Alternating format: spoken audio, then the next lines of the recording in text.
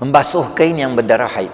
Satu lagi, Ana Aisyah radhiyallahu ta'ala anha qalat kanat ihdana tahidu thumma tarisu ad-dama min thawbiha inda tuhriha fataghsiluhu wa tandahu ala sa'irihi thumma nusalli fihi. Daripada Aisyah radhiyallahu ta'ala anha katanya, adalah salah seorang daripada kami berkeadaan haid, kemudian ia mengikis akan darah haid tadi pada kainnya ketika sucinya, kemudian ia membasuh dan dijiruskan ke atas sekaliannya, setelah itu disembahyangnya. Tadi tu basuh ayat mani, yang ni basuh darah.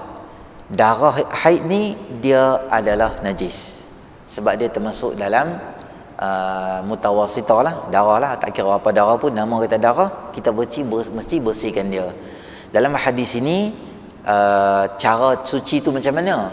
Tuang air atas tu sehingga diyakini bersih, hilang tu, maka kain tu dah jadi bersih dah. Bukan kata kena darah tu kain tu kena buang, tak. Dia kena darah, dia jadi najis, tapi ada benda yang boleh hilangkan dia. Apa dia? Kita guna air mutlak, bersih, lagi menyucikan, gunakan dia untuk cuci. Tak perah tak apa, tak bilas tak apa, tuang sampai hilang, okey.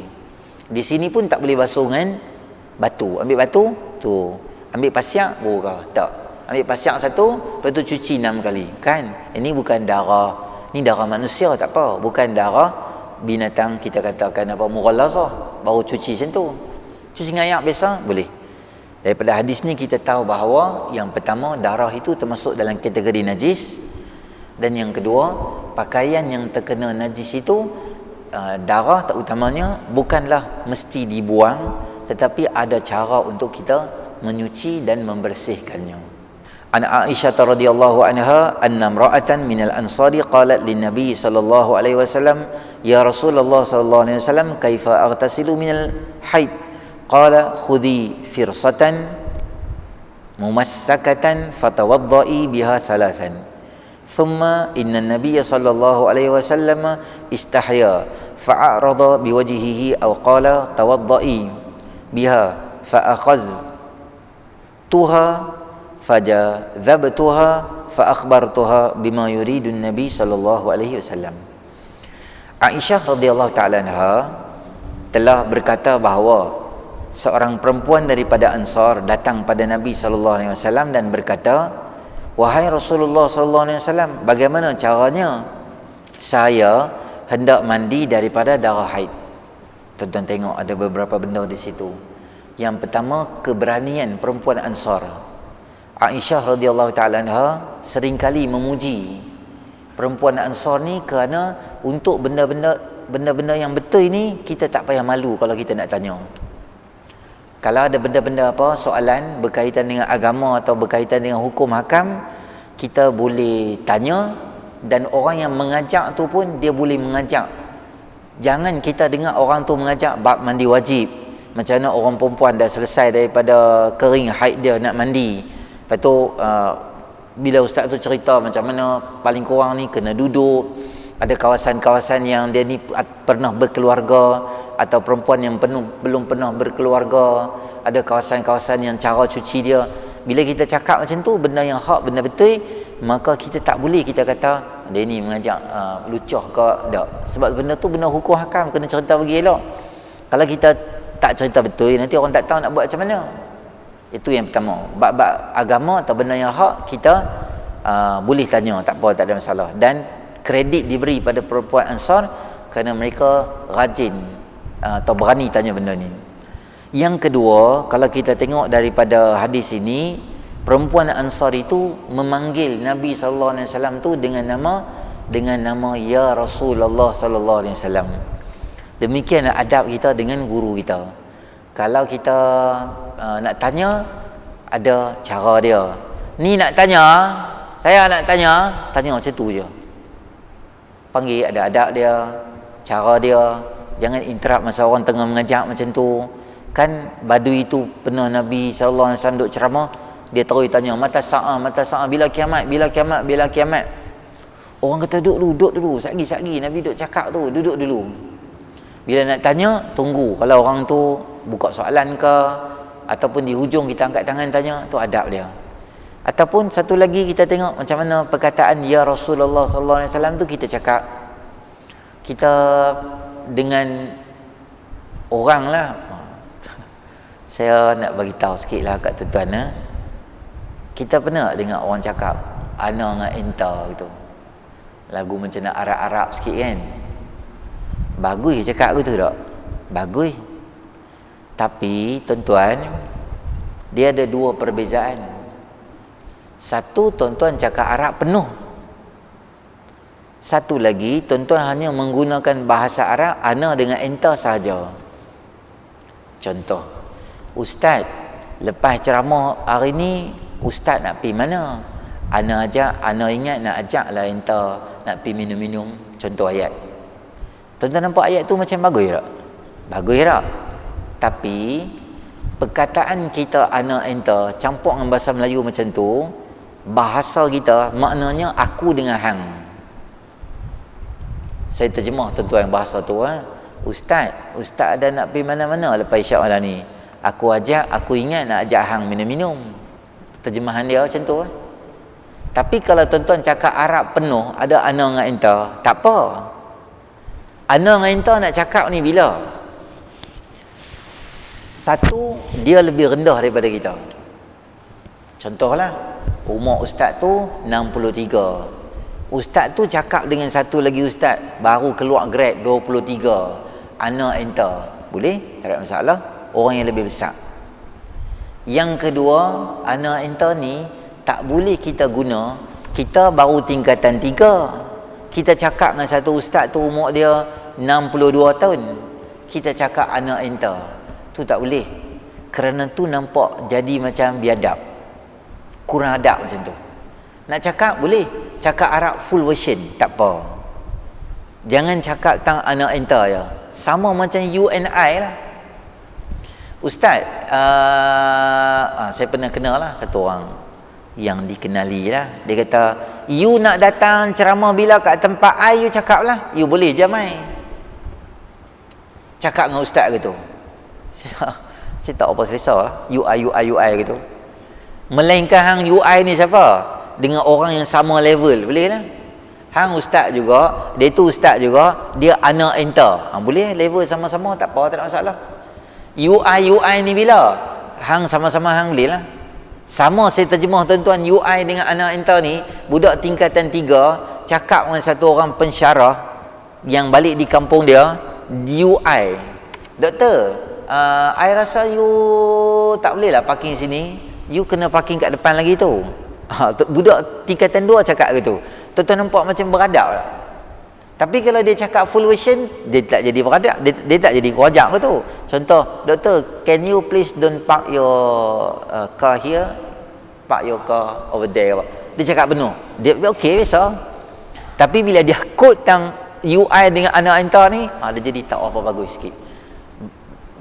Benda tu bagus.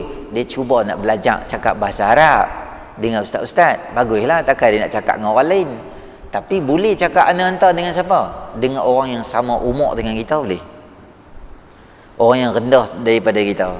Melainkan kita ni dah tok guru dah, sama-sama tok guru dia, atau dia cakap dengan anak murid dia, anak enta, macam tu boleh, tak apa, tak ada masalah. Cuma adab kita tu, kalau orang kurang selesa, kita janganlah guna gelaran-gelaran macam tu. Kan, terutama UI ni.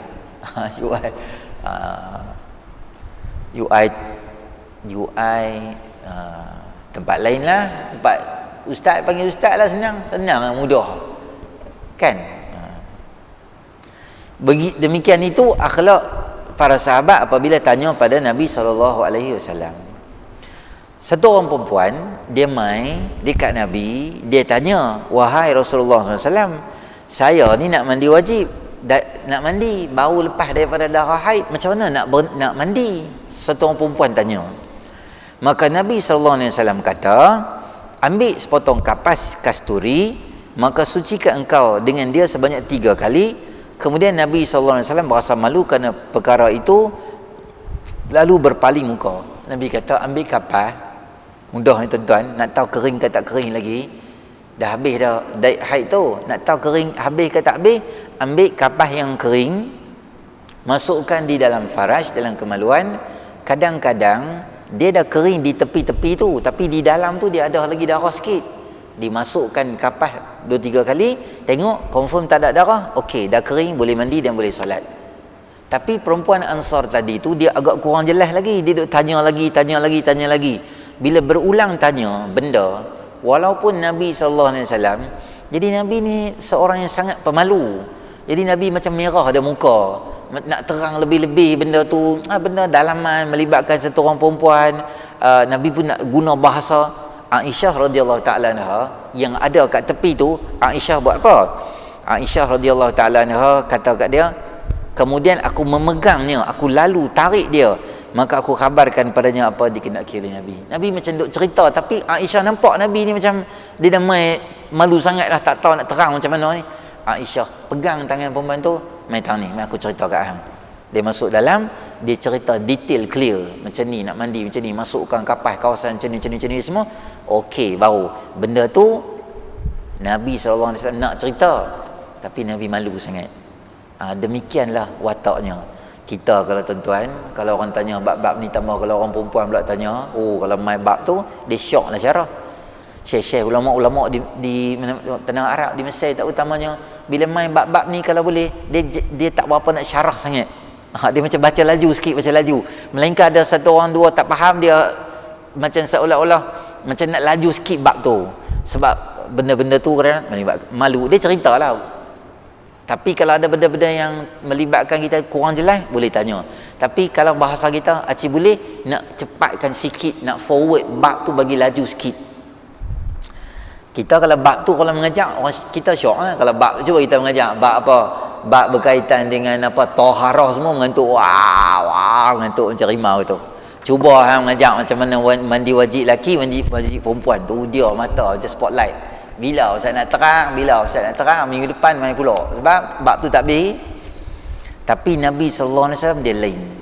Bila Nabi cerita bab-bab tu, Nabi SAW nak hurai ke, nak cerita ke, Nabi cerita kat perempuan tu, cuma dia agak kurang jelas. Jadi kita tuan-tuan, dengan rumah kita, dengan isteri kita, dengan anak kita, kita kena terang kat mereka macam mana.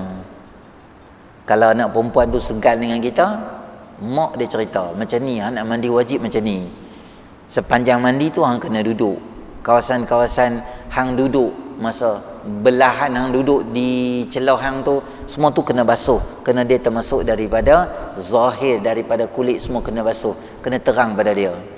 Anak-anak kita darjah 6 tingkatan 1 dah mai akil balik dah, kena cerita dekat dia secara detail. Saya di sekolah ada program Mekar, singkatan untuk melangkah ke alam remaja. Budak darjah 6 saya kumpul semua, lelaki duduk satu kawasan, budak perempuan darjah 6 semua akan duduk dengan ustazah. Masa tu soal jawab, sepagi tu soal jawab lah, kita cerita. Maksudnya hari tu uncut punya ceramah lah dengan budak-budak ni. Kadang-kadang budak darjah 6 ada yang dah mimpi dah, kita cerita kat dia macam mana apa perkembangan, adalah slide-slide dia kita terang, ada soalan-soalan, jadi mereka pun tak malu nak tanya. Kalau ada budak perempuan, segan nak tanya.